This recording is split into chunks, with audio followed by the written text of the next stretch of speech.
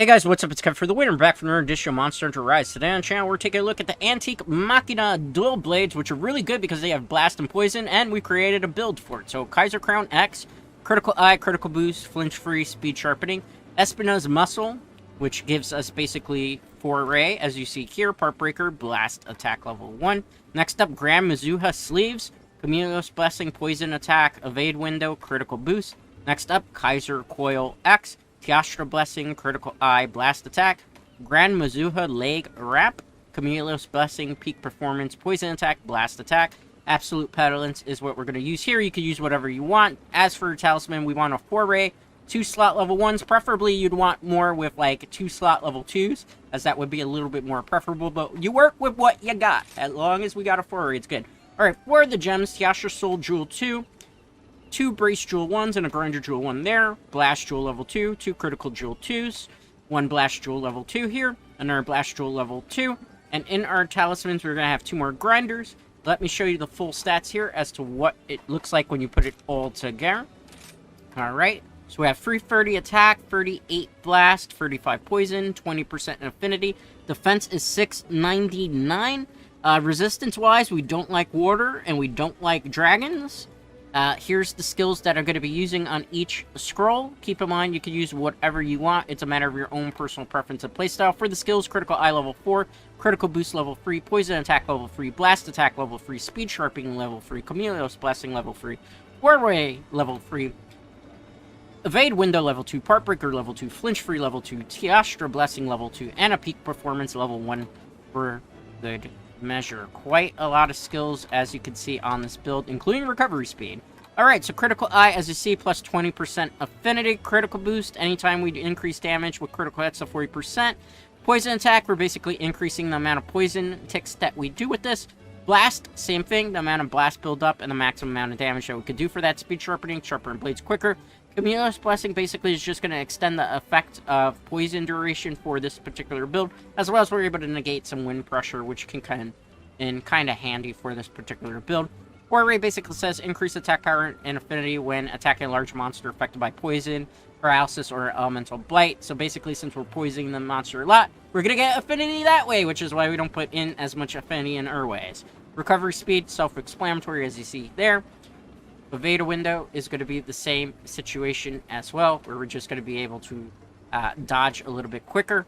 Part breaker, 20% more part damage. Flinch free, just so we don't get knocked back, because that's what happens with dual blades. Tiastra's power, as you see there, we're going to use fire attack and blast build up plus 10, and then peak performance for good measure. Alright, for the purpose of this demonstration, we're not fighting a Great Azuchi, because it's a small monster. I want to do aerial dual blades. So we're going to be fighting a good old Tetradon. Now, keep in mind, there are better poison dual blades out there, but they're not paired up with blast. The Espina dual blades in particular are pretty cool in the fact that they give you poison and fire. If you want to go true poison dual blades still full out build, you probably want the Camille's dual blades, as that's still probably going to be your best option. However, the good thing about the antique dual blades in particular is the fact that they have a tremendously large amount of good pink sharpness as well as white sharpness, which comes in incredibly handy. Okay, so like with all dual blades, what you're going to want to do in particular is target the monster sweet spots. The monster sweet spots are very simplistic here. Anything that's highlighted in yellow is a monster's weak spot particularly. So basically the arms, the legs in particular.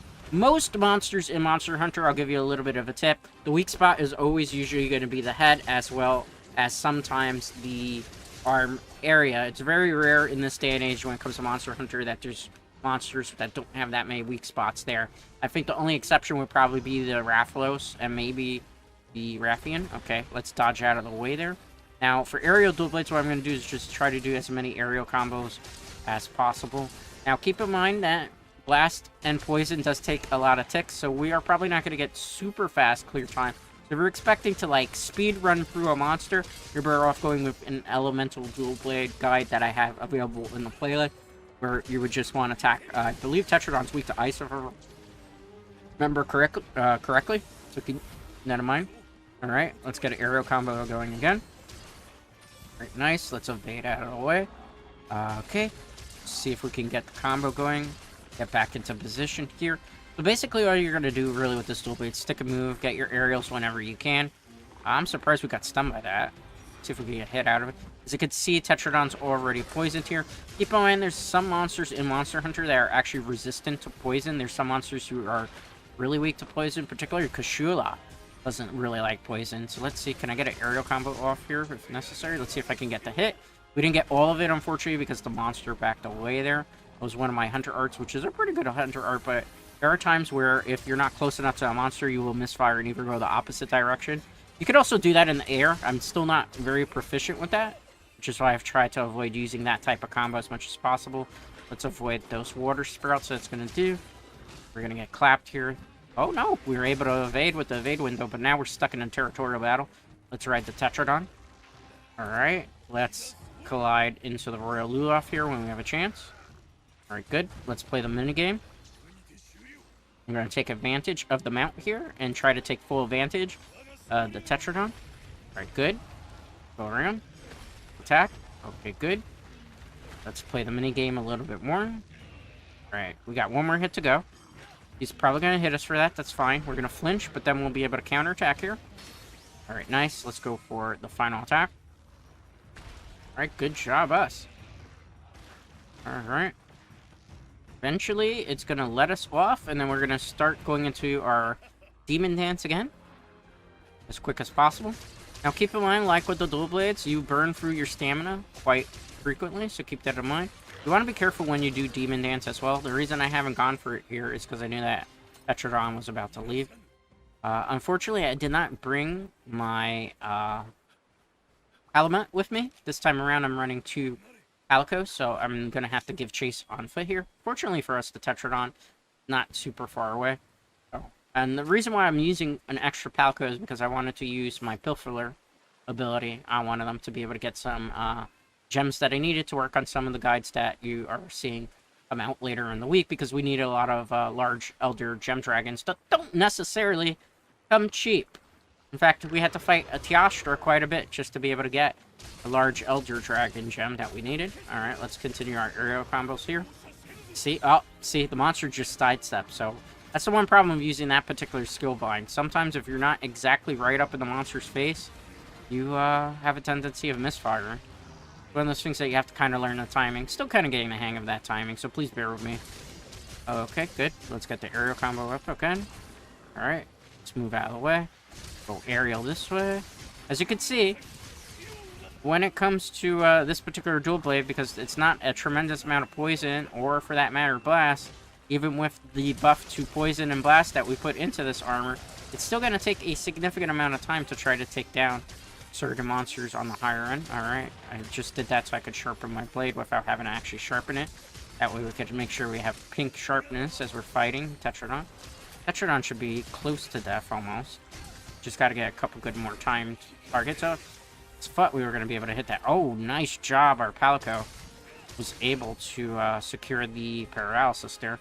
Let's see if I can get the combo off here. We're just going to stay grounded for the most part here. Try to do some dragon dances if we can. Alright. Try to get aerial here. Try to get some extra hits. Tetradon seems to be preoccupied with the Daimyo Hermitar. Alright. Pick up that item. We're going to definitely play that minigame. Then we're going to take full advantage of that and hopefully be able to secure the KO on the Tetradon pretty soon. Let's use the claw. Alright. Let's use the claw attack again. Alright. Let's use a light attack. Alright, good. Yep, Tetradon is already in blue. There's a possibility that if we hit with this final attack, he might die just from the Hermitar. Let's see if it happens. Okay, no. So we got to keep pressing forward here. Let's do the combo. See if we can get a lot of hits off. Alright. I was able to get my Spirit Heart down at that time. Let's go aerial here again. If we could get one more Hunter Art off, we'd probably be in a good position to KO. I'm going to kind of hang back, though. Okay, good. We got the aerial attack off, and that's pretty much how you play antique dual blades. Like I said, they're not the strongest of dual blades that you could possibly use. Better options, in my personal opinion, is the Teostra dual blades, because you get ice, which a lot of monsters are pretty weak to ice in this game, as well as the fact that you get more blast.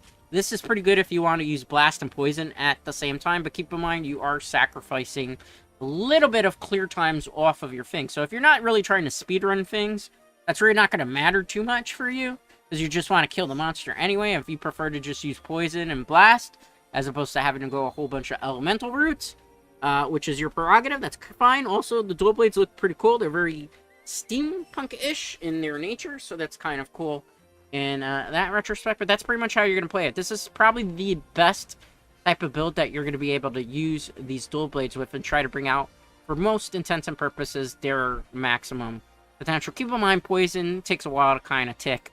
So, you know, it's a slow kind of methodical way of killing the monster, as opposed to stuff that's usually just a whole bunch of damage straight up in their face. I miss the older days of Monster Hunter Gen U and Gen, where we had actually certain skills to buff statuses and everything of the sort. I feel like if we had that available in this game, this armor set would be a little bit more viable and everything of the sort. I'm not saying that it's not. Obviously, looking at the clear time, 6 minutes, pretty on average clear time as it could be for that particular set. Anyway, that's going to do it for today's video. As always, a like on this video is greatly appreciated. If you're not already subscribed to the channel, definitely consider doing so, as it helps the channel grow. And I'll see you for the next Monster Hunter Rise video.